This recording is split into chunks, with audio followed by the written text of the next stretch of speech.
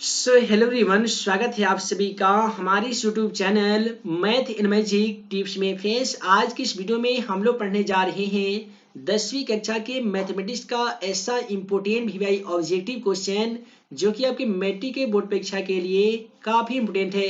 यदि आप भी 10वीं के स्टूडेंट हैं और आप भी चाहते हैं 10वीं कक्षा में 400 से ज़्यादा नंबर लाना, तो वीडियो को शुरू से लेकर अंत तक ज़रूर देखिएगा। तो चलिए फ्रेंड्स, बिना समय गवाए आज का पहला सवाल क्वेश्चन नंबर 1 को देख लेते हैं। है दोस्तों, जैसा कि आप सभी मोबाइल स्क्रीन पे आज का पहला सवाल क्वेश्चन नंबर 1 को देख पा रहे हैं। पहला सवाल कहता है बिंदु a, b और -a, b के बीच की दूरी ज्ञात कीजिए। ऐसे क्वेश्चनों को सॉल्व करने का एक आसान फॉर्मूला होता है, वह होता है √x2 - x1 का होल स्क्वायर।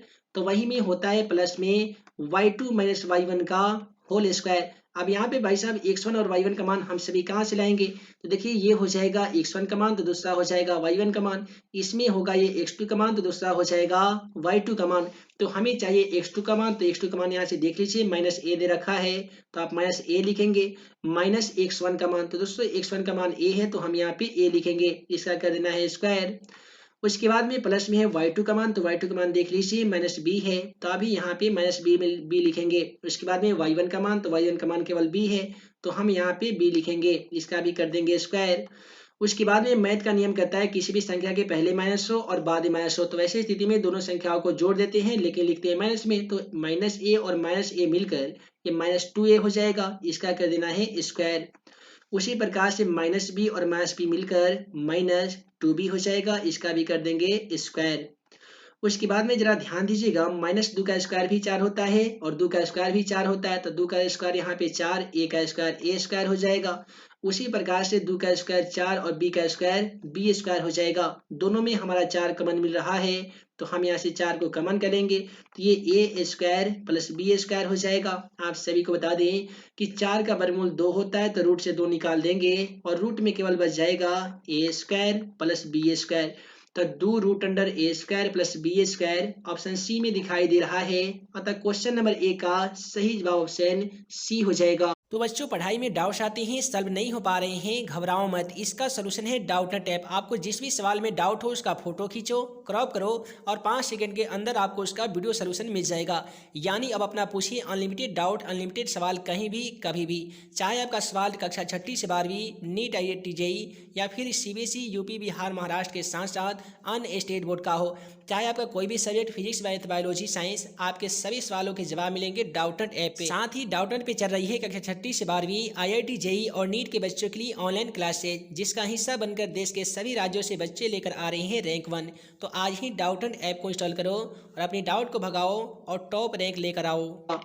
उसके बाद में आइए इसी प्रकार से अगला सवाल क्वेश्चन नंबर 2 का सॉल्यूशन कर लेते हैं। क्वेश्चन नंबर 2 कहता है कि 4 sin 18 degree into sec 72 degree का मान क्या होगा। तो यहाँ पे क्या करना होगा कि सबसे पहले 4 दिया गया तो हमने 4 लिखा, sin 18 डिग्री दिया गया है तो हम इसे ऐसे भी लिख सकते हैं कि साइन इंटू 90 डिग्री में से यदि हम 18 डिग्री घटा देंगे तो जाहिर सी बात है 72 डिग्री आ जाएगा, तो हम यहाँ पे 72 डिग्री लिखेंगे। इंटू में दिया गया सेक 72, इसे हम सेम टू सेम लिखेंगे। उसके बाद में हम क्या करेंगे, 4 को 4 लिखेंगे। अब साइन इंटू 90 माइनस थीटा बराबर दोस्तों क्या होता है, तो आपने फॉर्मूला याद किया होगा तो मालूम होगा cos थीटा होता है और थीटा का मान यहाँ पे 72 डिग्री है तो हम 72 डिग्री लिखेंगे। फिर इंटू में दिया गया सेक 72, इसे भी लिखना होगा same to same sec 72 degree का सेक 72 डिग्री। उसके बाद में क्या करेंगे 4, आप सभी को मालूम होगा कि cos थीटा गुने सेक थीटा का मान 1 होता है, तो इतना के बदले में हम आसान तरीके से 1 लिखेंगे फॉर्मूला के अनुसार। अब 4 में 1 से ना करेंगे तो 4 ही ना होगा जी, क्वेश्चन का सही जवाब ऑप्शन ए हो जाएगा 4। उसके बाद में आइए अगला सवाल क्वेश्चन नंबर 3 को देख लेते हैं। क्वेश्चन नंबर 3 कहता है यदि किसी वृत्त के व्यास के दोनों किनारों से खींची गई अस्पर्श रेखा होती है, तो दोस्तों याद रखिएगा वृत्त के मान लेते हैं कि यह एक वृत्त है, इसके ब्याज से कोई भी एक रेखा हम ब्याज से ऐसे खींच लेते हैं। इसके किनारों से जो आपस में जो रेखा खींची जाती है, यह एक प्रमेय भी है कि किसी वृत्त के ब्याज के दोनों किनारों से खींची गई स्पर्श रेखा की लंबाई हमेशा समानांतर होती है। ठीक है जी, क्वेश्चन का सही जवाब यहाँ पे ऑप्शन ए हो जाएगा, समानांतर होती है। उसके बाद में इसी प्रकार से अगला सवाल क्वेश्चन नंबर 4 को देख लीजिए। क्वेश्चन नंबर 4 कहता है किसी वृत्त के बाह्य बिंदु से दो स्पर्शिका पीए और पीबी खींची गई है। यदि पीए की लंबाई 8 सेमी है तो पीबी की लंबाई ज्ञात कीजिए। मान लेते हैं कि यह एक वृत्त है, किसी बाह्य बिंदु से यदि मान लेते हैं कि अगर पी है, यहाँ से इस वृत्त पर पी ए और पीबी इस प्रकार से हम लोग इसका नाम ए और दे देते हैं। पीए और पीबी रेखा खींची जाएगी। ए का लंबाई यदि 8 सेमी दिया गया है तो हमसे पूछा गया है पीबी की लंबाई बताइए। तो आप एक प्रमेय को याद किए होंगे तो मालूम होगा कि किसी वृत्त के बाह्य बिंदु से खींची गई स्पर्श रेखा की लंबाई आपस में बराबर होती है। ठीक है जी, इसे हमें ये पता चल रहा है कि एक स्पर्श रेखा की लंबाई यदि 8 सेमी दिया गया है तो दूसरा स्पर्श रेखा की लंबाई भी कितना होगा, 8 सेमी ही होगा। इसलिए क्वेश्चन का सही जवाब ऑप्शन बी होगा 8 सेमी। उसके बाद में आइए अगला सवाल क्वेश्चन नंबर 5 को देख लेते हैं। क्वेश्चन 5 कहता है यदि एक बिंदु P और O केंद्र वाला किसी वृत्त पर P और PB का स्पर्श रेखा परस्पर 60 डिग्री के कोण पे झुकी है तो कोण POA बराबर क्या हो जाएगा। सबसे पहले हमें एक वृत्त की रचना कर लेनी होगी। ठीक है जी, आप कहता है बिंदु P से O केंद्र वाला, इस वृत्त का जो केंद्र है क्वेश्चन के अकॉर्डिंग O है और किसी बाह्य बिंदु से लिया गया बिंदु क्या है तो P है। यहाँ से एक स्पर्श रेखा है जिसका नाम पी ए रखा गया है, एक और स्पर्श रेखा है जिसका नाम पी बी रखा गया है। इसमें एक कोण का मान देखिए, यहाँ पे जो एक कोण है ना जी 60 डिग्री दिया गया है। अब हमें ज्ञात करना है ये वाला कोण। ठीक है जी, तो ये वाला कोण तो आप सभी को मालूम है 90 डिग्री होता है। यानी हम आसानी तरीके से बना सकते हैं कि कोण ए प्लस कोण ओ ज्ञात करना है तो कोण ओ लिखेंगे, कोण पी का मान दिया गया तो कोण पी लिखेंगे। ये तीनों कोणों का योगफल कितना होता है जी, 180 होता है। आप सभी को मालूम होगा कि त्रिभुज के तीनों कोणों का योगफल 180 होता है। ठीक है जी, तो यहाँ पे ए का मान ये समकोण था तो हम 90 डिग्री मानेंगे यानी 90 डिग्री लिखेंगे। कोण ओ का मान हमें प्राप्त नहीं है, यही तो हमें ज्ञात करना है, तो कोण ओ की जगह पे कोण ओ लिखेंगे। कोण पी का मान क्वेश्चन के अकॉर्डिंग 60 डिग्री दिया गया तो 60 डिग्री लिख देंगे। उसके बाद में 180 का सेम टू सेम लिखेंगे। उसके बाद में यदि हम 60 में 90 को जोड़ देंगे तो ये 150 प्लस कोण ओ हो जाएगा और बराबर में 180 डिग्री हो जाएगा। इसे हम सभी ऐसे भी बना सकते हैं कि यदि हम कोण ओ बराबर लिखते हैं 180 डिग्री तो यहाँ पे जो 150 डिग्री प्लस में आप देख पा रहे हैं बराबर की तरफ जाकर माइनस में 150 डिग्री हो जाएगा। आप सभी को बता दें कि 180 में से यदि आप 150 घटा दीजिएगा तो मात्र बचेगा 30 डिग्री और 30 डिग्री ऑप्शन बी में दिया गया है। अतः हम कह सकते हैं क्वेश्चन नंबर 5 का सही जवाब ऑप्शन बी हो जाएगा। उसके बाद में इसी प्रकार से अगला सवाल क्वेश्चन नंबर 6 को देख लीजिए। क्वेश्चन नंबर 6 कहता है यदि किसी वृत्त की त्रिज्या आधी कर दी जाए तो पुराने एवं नए वृत्त के परिधियों का अनुपात क्या होगा। आप सभी को बता दें यहाँ पे जो वृत्त का त्रिज्या जो आर होता है दूसरे बार हमें आर का आधा कर देना है। अब हमें परिधि का अनुपात ज्ञात करना है। तो वृत्त का परिधि का फॉर्मूला 2 पाई आर होता है और इसका अनुपात ज्ञात करना है तो बट्टे में लिखना होगा 2 पाई और अब त्रिज्या को हमें आधा कर देना होगा। तो ये 2 से 2 हमारा कट जाएगा, पाई से पाई कटेगा और आर से आर ये एक मरतबे कटेगा। तो ऊपर आ गया 2, नीचे आ गया 1। यदि इसे हम अनुपात में चेंज करेंगे तो ये 2:1 हो जाएगा। तो 2:1 ऑप्शन बी में दिया गया है। अतः हम कह सकते हैं क्वेश्चन 6 का सही जवाब ऑप्शन बी हो जाएगा। उसके बाद में आइए इसी प्रकार से अगला सवाल क्वेश्चन नंबर 7 को देख लेते हैं। क्वेश्चन नंबर 7 कहता है कि दो वृत्त के क्षेत्रफल 4:9 के अनुपात में है तो इसके त्रिज्या का अनुपात क्या हो जाएगा। मैट्रिक के एग्जाम पेपर में एक ऐसा इंपोर्टेंट क्वेश्चन ये है जो 100% पूछा जाता है और आपके भी एग्जाम में ऐसा क्वेश्चन एक जरूर रहेगा। जब भी आपसे एक एग्जाम पेपर में रहेगा यदि क्षेत्रफल का अनुपात दिया जाएगा ना तो जाहिर सी बात है त्रिज्या का अनुपात पूछा जाएगा, त्रिज्या का अनुपात दिया जाएगा तो क्षेत्रफल का अनुपात पूछ लिया जाएगा। तो जब भी क्षेत्रफल का अनुपात दिया जाए और त्रिज्या का पूछा जाए तो केवल उसमें रूट लगा दीजिएगा। ठीक है जी, यानी 4 में रूट लगा दीजिएगा और 9 में भी रूट लगा दीजिएगा। 4 का वर्गमूल 2 होता है, 9 का वर्गमूल 3 होता है, यानी 2:3 क्वेश्चन का सही जवाब ऑप्शन बी हो जाएगा। यदि इस क्वेश्चन में त्रिज्या का अनुपात दे दिया जाता और हमसे क्षेत्रफल का अनुपात पूछ लिया जाता ना तो उसमें हम स्क्वायर करते, यानी 4 का स्क्वायर 16 और 9 का स्क्वायर 81 कर देते। इस प्रकार से क्वेश्चनों का सॉल्यूशन करते।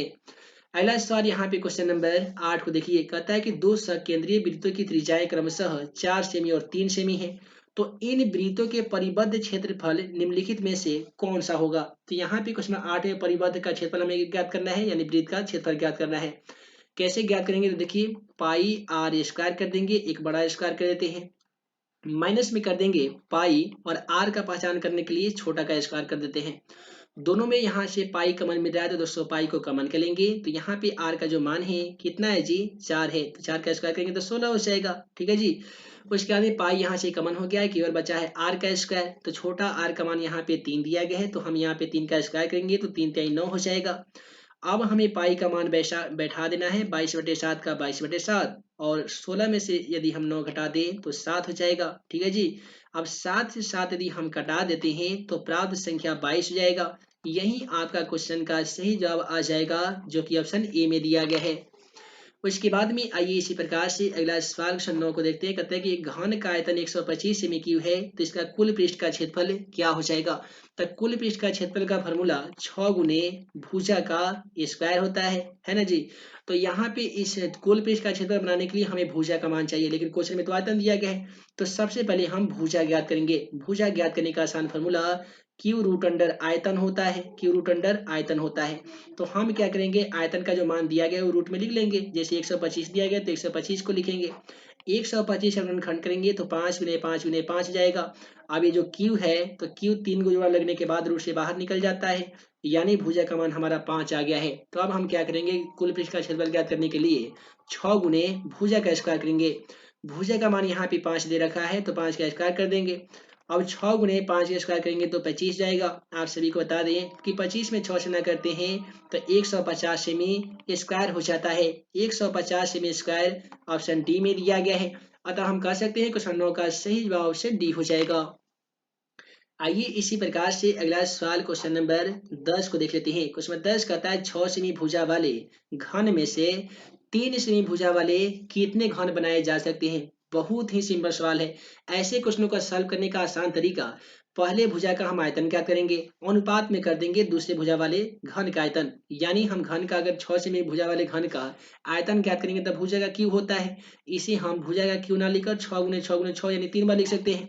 उसके बाद है दूसरे घन का भुजा 3 सेमी है तो इसको भी हम 3 बार लिखेंगे। 3 गुने 3 गुने 3। ठीक है जी।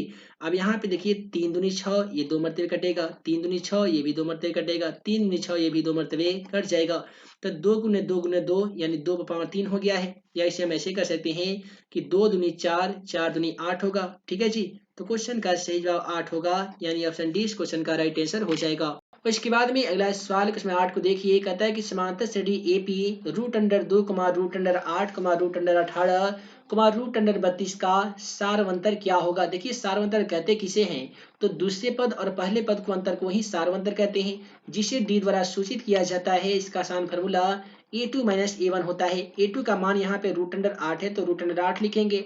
a1 का मान यहाँ पे रूट अंडर 2 है तो रूट अंडर 2 लिखेंगे। अब रूट अंडर 8 का हमें गुणनखंड करना है। 2 दूनी 4 दूनी 8, यहाँ पे रूट अंडर 2 को रूट अंडर 2 ही लिखेंगे। अब यहाँ पे देखिए कि डबल 2 का 1 2 हो जाएगा, रूट से बाहर निकल जाएगा। रूट में केवल यहाँ पे 2 बचेगा, माइनस रूट अंडर 2। तो रूट अंडर 2 में से रूट अंडर 2 यदि आप घटा देंगे तो जाहिर सी बात है रूट अंडर 2 होगा, और रूट अंडर 2 ऑप्शन ए में दिया गया है। अतः क्वेश्चन का सही जवाब ऑप्शन ए होगा। अगला सवाल 9 नंबर सवाल कहता है कि समांतर श्रेणी का पहला पद यानी ए का मान -2 दे रखा है, सारवंतर डी का मान 2 दे रखा है, तो तीसरा पद क्या होगा। देखिए यहाँ पे हमें a3 का मान पूछा गया है। तीसरा पद ज्ञात करने का आसान फॉर्मूला a + 2d होता है। तो दोस्तों यहाँ पे a का मान हमें चाहिए, a का मान -2 था, और 2 गुने d का मान, तो d का मान यहाँ पे 2 है तो हम यहाँ पे 2 लिखेंगे। ये -2 और 2 में 2 से कर देंगे तो 2 दूनी 4 हो जाएगा। अब यहाँ पे देखिए -2 और +4 मिलकर आपका ये +2 हो जाएगा, जो कि ऑप्शन बी में है। अतः क्वेश्चन का सही जवाब ऑप्शन बी होगा। और इसके बाद में अगला सवाल क्वेश्चन 10 को देखिए। कहता है कि निम्नलिखित में से रूट अंडर 2 किसके बराबर है। पहला ऑप्शन में दिया गया साइन 60 डिग्री, और साइन में 60 डिग्री का मान रूट अंडर 3/2 होता है, तो ये तो गलत हो गया। बी में दिया गया साइन 45 डिग्री का मान, इसका भी मान 1/√2 के बराबर होता है, तो ये भी गलत हो जाएगा। साइन 30 का मान दोस्तों 1/2 होता है, तो ये भी गलत हो जाएगा। डी में दिया गया 1/sin 45 डिग्री का मान, तो साइन 45 डिग्री का मान 1/√2 होता है।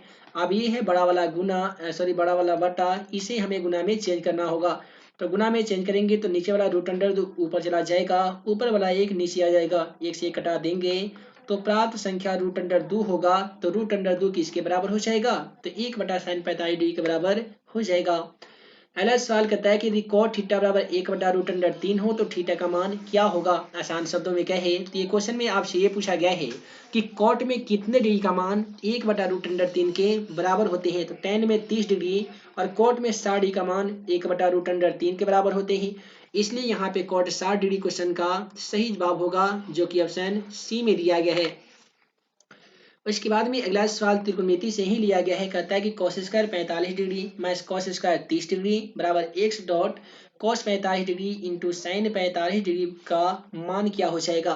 तो यहाँ पे cos स्क्वायर 45 डिग्री का मान, तो cos में 45 डिग्री का मान 1/√2 होता है, तो इसका स्क्वायर कर देंगे।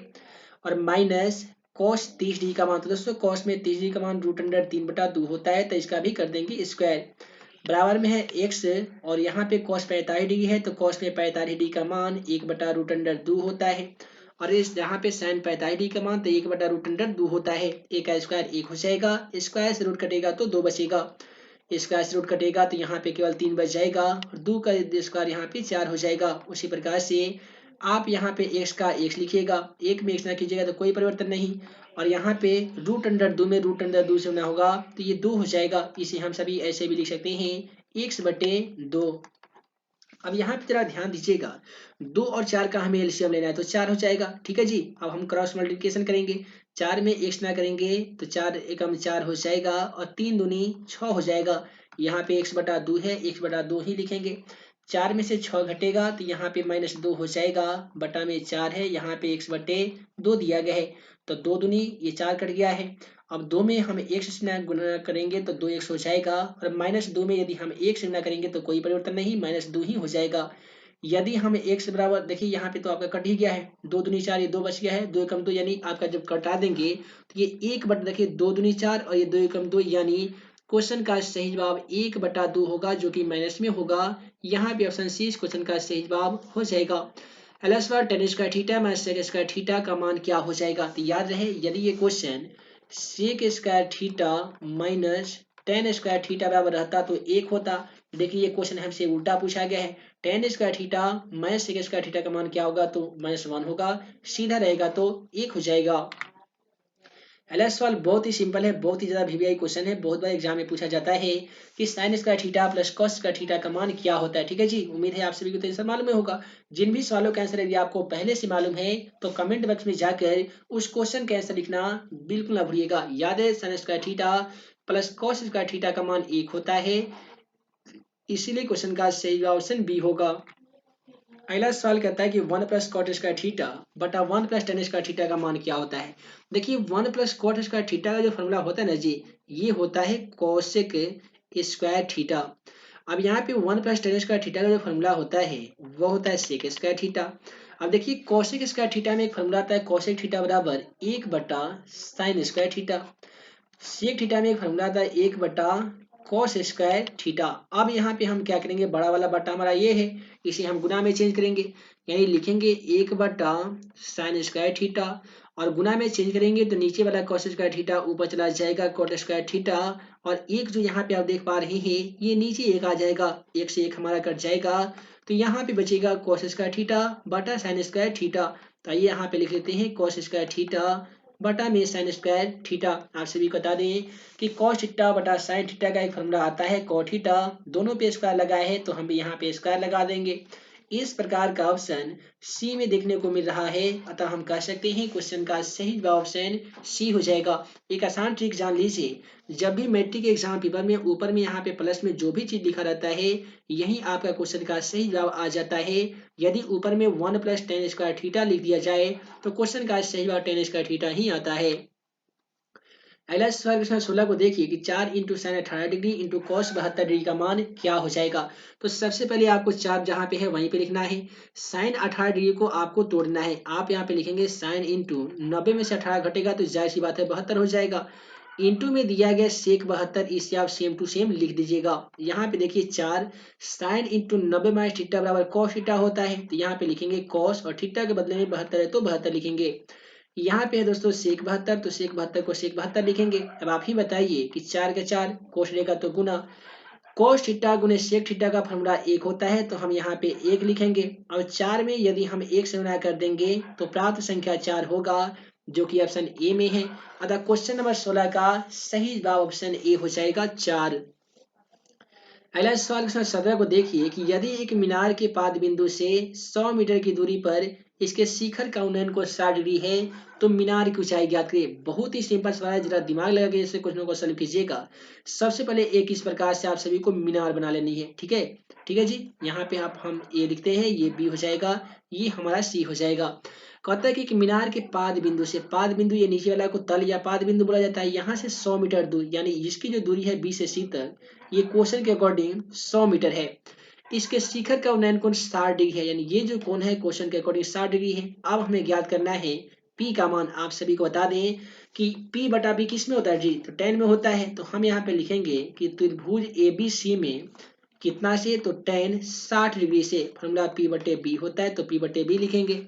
tan में 60 का मान √3 होता है, तो हम √3 लिखेंगे। P का मान कुछ भी नहीं तो P मानेंगे, और B का मान यहाँ पे 100 है तो हम 100 लिख देंगे। अब हमें क्रॉस मल्टीप्लिकेशन कर देना है।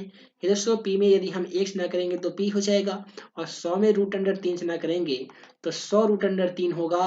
तो 100 √3 ऑप्शन को देखेंगे तो यहाँ पे ए में दिया गया है, अतः क्वेश्चन नंबर 17 का सही जवाब ऑप्शन ए होगा। अगला सवाल 18 नंबर सवाल भी ऐसा ही दिया है कि 10 मीटर ऊंचे मीनार के शिखर से पृथ्वी के एक बिंदु से अनुमान कोण 30 डिग्री है, तो मीनार के आधार की दूरी ज्ञात कीजिए। देखिए क्वेश्चन सेम टू सेम है, यहाँ पे मान जो है वो चेंज कर दिया गया है। पहले पाद बिंदु का मान दिया जाता था तो ऊंचाई पूछा था, इसने मीनार की जो ऊंचाई है ना, ये हमें प्राप्त है 10 मीटर, तो इसका नाम ए बी और सी रख लेते हैं। अब हमें ये ज्ञात करना है, कोण जो है इसमें भी 30 डिग्री है, इसमें भी देखिए पी और बी किस में होता है, तो आप कहेंगे सर tan में होता है, तो हम लिखेंगे त्रिभुज एबीसी में tan कितना डिग्री से, तो 30 डिग्री से, फॉर्मूला P बटे बी, तो P बटे बी लिखेंगे। देखिए tan में जो 30 डिग्री का मान होते हैं वो 1/√3 होते हैं, तो हम यहाँ पे 1/√3 लिखेंगे। P का मान यहाँ पे 10 है तो 10 लिखेंगे, और B का मान कुछ भी नहीं है तो केवल B लिख देंगे। B में यदि हम 1 न कर देंगे तो B हो जाएगा, और 10 में √3 न करेंगे तो 10√3 हो जाएगा। 10√3 ऑप्शन ए में दिया गया है, अतः हम कह सकते हैं क्वेश्चन नंबर 18 का सही जवाब ऑप्शन ए होगा। अगला सवाल कहता है कि बिंदु 5 का -2 को x अक्ष से दूरी क्या हो जाएगी। देखिए x अक्ष से दूरी यदि पूछा जाए तो आपका ये दूसरे वाला जो है -2, ये आपका आंसर हो जाएगा। y अक्ष से पूछा जाएगा तो 5 हो जाएगा। इसके बाद में कहता है कि बिंदु -3 को -5 किस चतुर्थांश में स्थित है। याद रहे मैट्रिक एग्जाम पेपर में एक ऐसा सवाल 100% पूछ लिया जाएगा जिनमें पूछा जाएगा बिंदु इतना इतना किस चतुर्थांश में है या किस पाद में स्थित है। तो यदि दोनों बिंदु माइनस में दिया गया हो तो समझ लीजिए कि ये तृतीय पाद में है, दोनों बिंदु प्लस में है तो समझ लीजिए प्रथम पाद में है। पहले माइनस बाद में प्लस हो तो द्वितीय में होता है, और पहले प्लस बाद में माइनस हो तो ये आपका चतुर्थ में हो जाता है। तो यहाँ पे देखेंगे तो -3 का -5 है, अर्थात दोनों में माइनस है, तो जब दोनों में माइनस एनर्जी तो हम कह सकते हैं इसे ये तृतीय पाद में स्थित होगा। क्वेश्चन का सही जवाब ऑप्शन सी होगा। अगला सवाल कहता है कि बिंदु a, b और -a, -b के बीच की दूरी क्या हो जाएगी। यहाँ पे हमसे दूरी का मान पूछा गया है, तो देखिए यहाँ पे x1 का मान, दूसरा हो जाएगा y1 का मान, उसी प्रकार से x2 दूसरा हो जाएगा y2 का मान। और दूरी ज्ञात करने का आसान फॉर्मूला जान ही लीजिए, ये होता है √x2 - x1 का होल स्क्वायर प्लस में होता है y2 - y1 का होल स्क्वायर। यहाँ पे x2 का मान की बात करें तो -a दे रखा है, तो हम यहाँ पे -a लिखेंगे। x1 का मान भी आपका a है तो आप यहाँ पे a लिखेंगे, इसका कर दीजिए स्क्वायर। y2 का मान यहाँ पे देख लीजिए -b है दोस्तों, तो यहाँ पे -b लिखेंगे। y1 का मान यहाँ पे b है तो हम भी यहाँ पे b लिखेंगे, इसका कर देंगे स्क्वायर। अब यहाँ पे देखिए -a और -a मिलकर ये -2b हो जाएगा, इसका कर देंगे स्क्वायर। और b मिलकर ये आपका -2b हो जाएगा, इसका भी कर देंगे स्क्वायर। देखिए यहाँ पे हम थोड़ा मिस्टेक कर दी है, a और a मिलकर आपका यहाँ पे 2a हो जाएगा। ठीक है जी, अब ये 2 का स्क्वायर 2 दूनी 4 हो जाएगा, a का स्क्वायर a हो जाएगा, क्योंकि माइनस का स्क्वायर प्लस होता है। यहाँ पे भी -2 का स्क्वायर 2 दूनी 4 हो जाएगा, b का स्क्वायर b स्क्वायर हो जाएगा। अब आप ध्यान पूर्वक देखें तो दोनों में यहाँ पे 4 कमन मिल रहा है, तो हम 4 को कमन कर लेंगे, तो यहाँ पे दोस्तों बचेगा a स्क्वायर प्लस में बचेगा b स्क्वायर। अब यहाँ पे आप सभी को बता दें कि 4 का वर्गमूल 2 होता है तो 2 रूट से निकल जाएगा, रूट में केवल बचेगा a square plus B square. तो 2√a² plus B square option C में दिया गया है, अतः क्वेश्चन नंबर 21 का सही जवाब ऑप्शन सी हो जाएगा। उसके बाद में क्वेश्चन 22 कहता है आकृति में DE समानांतर BC है जिसमें AD का मान, देखिए AD का जो मान है ना जी वो 4 सेमी है, DB का मान, D और B का जो मान है वो 6 मीटर है, AE का जो मान है, A और E यहाँ तक ये 5 मीटर है, तो AC का मान हमसे पूछा गया। बहुत ही सिंपल थेस में कहता है कि किसी त्रिभुज की एक भुजा के समानांतर खींची गई रेखा अन्य दो भुजा को समान अनुपात में विभाजित करती है, इसे ही थेसर में कहा जाता है।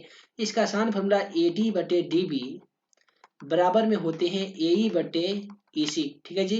अब यहाँ पे हमें चाहिए AD का मान, क्वेश्चन के अकॉर्डिंग 4 है, तो उसके बाद DB का मान 6 है, AE का मान 5 है, EC का मान कुछ भी नहीं दिया गया, तो हम यहाँ पे x मानेंगे। 4 में यदि 1 से गुना करेंगे तो 4x हो जाएगा, 5 में 6 से गुना करेंगे तो 5 गुने 6 हो जाएगा। यदि हम x बराबर 5 गुने 6 लिख दें तो 4 जो गुना में आप देख पा रहे हैं ये भाग में हो जाएगा, ये 2 दूनी 4, ये 3 दूनी 6 हो जाएगा। ठीक है जी। अब 5 में 3 से गुना कर दीजिएगा तो 5 दिया 15 हो जाएगा, और बट्टा में है 2 तो बट्टा में 2 ही रहने दीजिएगा। अब 15 में यदि आप 2 से भाग लगा दीजिएगा तो 7 दूनी 14 यानी 7.5 पर ये कट जाएगा, और 7.5 सेमी ऑप्शन सी में दिया गया है, अतः क्वेश्चन नंबर 22 का सही जवाब ऑप्शन सी हो जाएगा। तो है दोस्तों, वीडियो लंबी ना हो जिस कारण मैं इस वीडियो को यहीं पे एड करता हूँ। उम्मीद है आज का ये वीडियो आप सभी को पसंद आया हो। पसंद आया हो तो वीडियो को लाइक करें, अपने दोस्तों में शेयर करें।